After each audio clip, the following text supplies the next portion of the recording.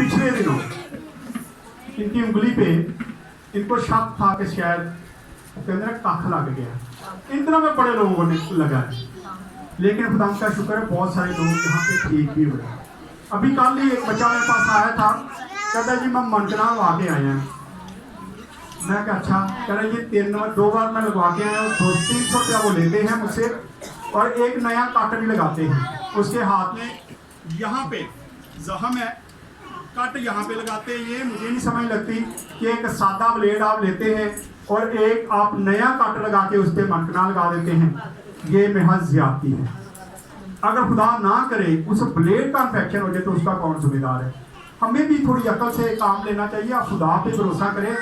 लिखा हम गीत भी गाते, तू शेर ते सप लताड़ेंगे तो फिर लताड़ेगा ना। तो असं आप भी लताड़े जाने, मेरे इतने काटा ला के मेरे मनकना ही ला दो, सप का ही मनकना ला दो, उसी का मनकना हम लगवाते हैं। हमें चाहिए कि हम दलेरी के साथ खुदा के पास आए, खुदावंद से कहें कि खुदावंद इस जख्म को तू ही लब कर।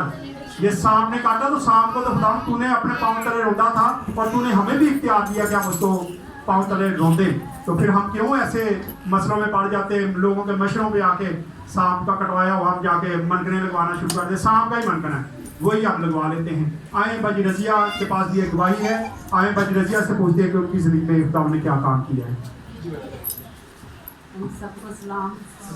मेरी गवाही है कई कहने उत्थे जा दम करवाया कर। मैं कहा मेरा यीशु जिंदा मुकद्दस खुदा है जो शिफा देने वाला है। मेरा मान, मेरा तरको, मेरा भरोसा उहदे ते ही है। मैनू जो भी तकलीफ है मेरा यीशु मैनू जिंदा मैनू तंदुरुस्ती देता है। खुदावंद दा शुक्र करती हूँ, खुदावंद दा इस मौके के लिए, इस घड़ी के लिए खुदावंद दा तेरी ओदी तारीफ करने हैं। खुदावंद दा सब कुछ मान लियो पालियो यीशु के नाम में। किसी चीज ने काटा और दिन ब दिन इनकी उंगली जो थी वो ब्लैक होना शुरू हो गई थी। फिर ये मेरे पास आई, मैंने दुआ की और मैंने कहा भाई आपने सिर्फ तेल लगाना, कुछ नहीं करना। आप तेल लगाएं और 3-4 दिन में ही उंगली का कलर चेंज हुआ। खुदा का शुक्र है कि जिस चीज़ ने भी काटा था उसका असर जाता रहा। आए हम